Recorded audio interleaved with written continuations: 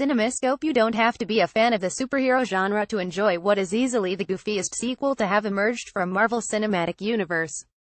We live in a time where Hollywood's undying obsession with the lucrative superhero genre is so very strong that it has resulted in several films. We also know that some productions have been planned decades in advance, leading to the belief that some of it is purely plastic and done in the name of money.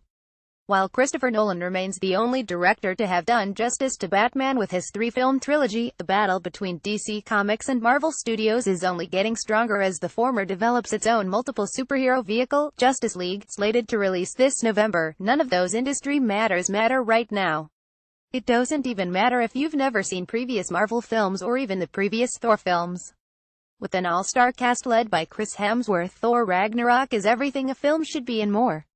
Most may think that it's about yet another battle to save the world from extinction from yet another villain, but Ragnarok is so much more.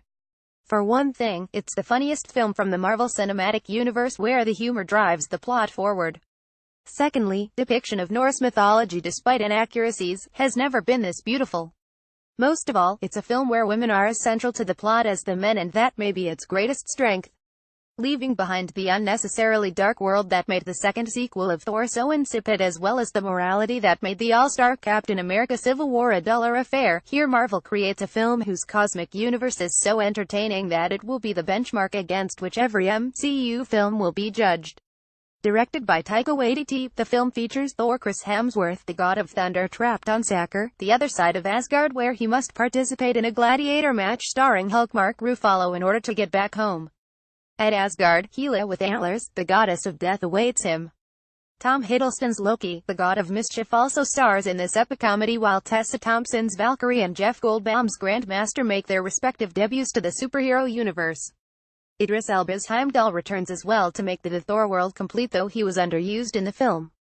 Collectively, this is a group that is more than willing to make fun of themselves and the MCU history.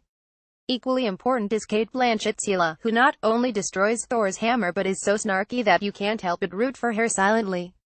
The soundtrack, led by Led Zeppelin's Immigrant Song, is used at the perfect moments, when this team of misfits who don't trust each other at first, come together to remind us that a place is made by its people. In some subtle ways, the attack on Asgard and the plight of its people is a reflection of the real-world plight of refugees all around the world. The film is nowhere near as profound as Nolan's Batman films, where each film had at its core center a theme. Batman Begins was about fear, The Dark Knight was about chaos, and The Dark Knight Rises was about pain. But Thor Ragnarok doesn't need to be profound. While the action in the film is typical CGI stuff, it's the goofy oddball interactions that have made it such a success. As Barry Hertz rightly notes for the Globe and Mail, the film, the God of Thunder's third solo vehicle apart from his Avengers buddies, has made every conceivable effort to twist itself into an uber-wacky comedy that might have come out of the Judd Apatow factory.